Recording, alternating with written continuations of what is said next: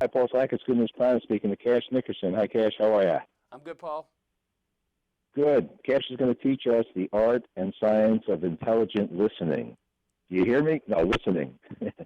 Listening as a martial art, master your listening skills for success. Cash is the author. You have a JD and MBA, and work smarter, live better, and have a lot of experience with the world of martial arts as well as business, and this is very interesting. So what should I? Should I just not stop talking and just listen? Now, do you see how that silence was very powerful we just had between us? Yes. Uh, Talking and listening. We're very good at talking. We have no training on listening.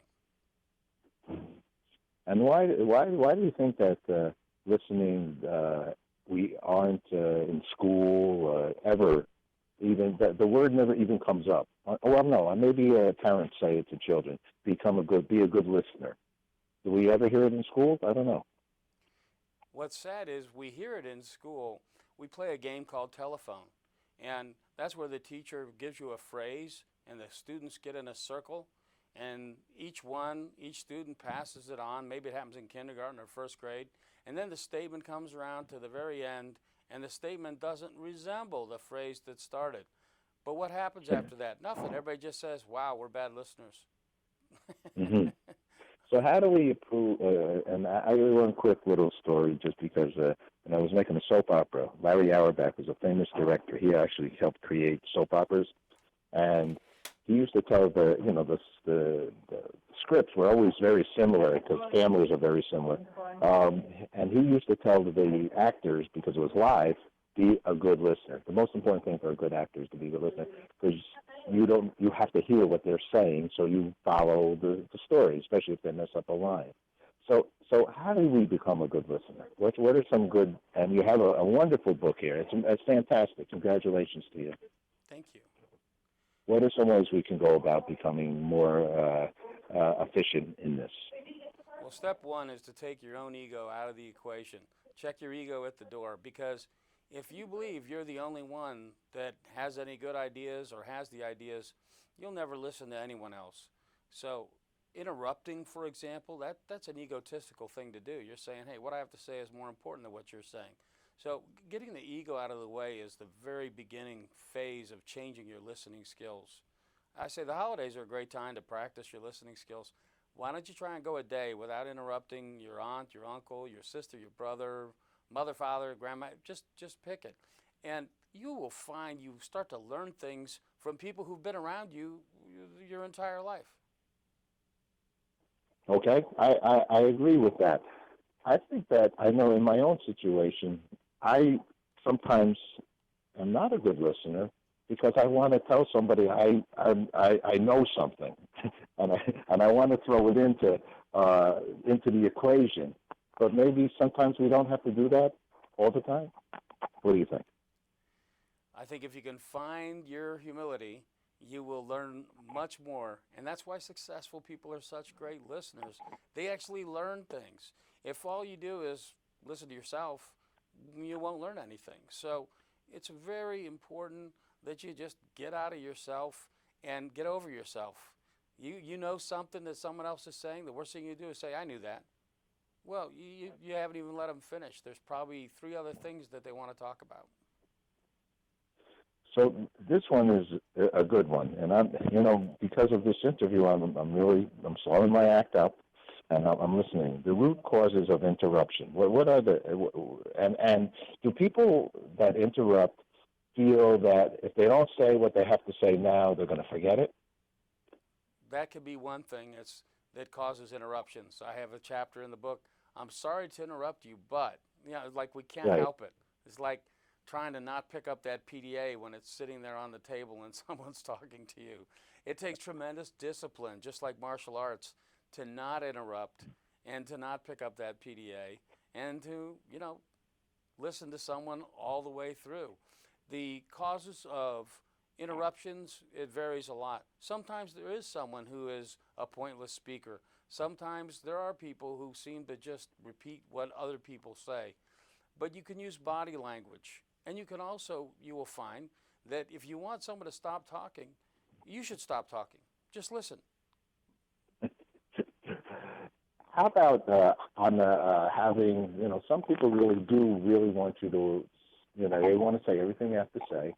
And for those that then, after I speak, I'll be happy to entertain questions. Is it good to have a little piece of paper maybe even on your side at times in certain situations to write down the question you might want to ask that you don't want to forget, which makes you want to jump into the conversation? What do you think on that regard? You can do that. I recommend, before you go into a conversation, writing down what's on your mind in advance. So that actually clears your mind so you can truly listen. What I tell people is, for example, I don't take notes during sales calls. I've been on hundreds of them. I got a pretty much 100% sales ratio. I don't take notes during a sales call. I might jot them down afterwards, because if you truly listen, you'll remember every single thing that was said and happens. There was a famous business person, Dale Carnegie, and he used to say, I think, and maybe, I don't know if you know about him, imagine the MBA, you would have heard a little bit about him. He would say he'd go in and he'd listen what somebody's needs and targets were, and then he would try to think of what he does that might be helpful to this potential client. Sometimes he would hardly say anything, and sometimes people would say, boy, this was one of the best meetings I ever had. What do you think in that? Just really listen to the end. All the studies show that ask and listen sales calls are much more successful than talking sales calls. And I call it in the book, don't come in with your sword drawn. You need to understand your product, understand your service, but don't come in with the sword out and say, I do this, this, this, that, and this. A good sales call is a good conversation, and great listeners sell. How did you, how have you, or with some of the martial arts, and you put your book together, a white belt, blue belt, purple belt, brown belt, black belt. How has martial arts helped you in your listening? Well, becoming a better listener is not just like, today I decide. Well, that makes you a white belt. You decided to change. You have made a decision, I'm going to be a better listener.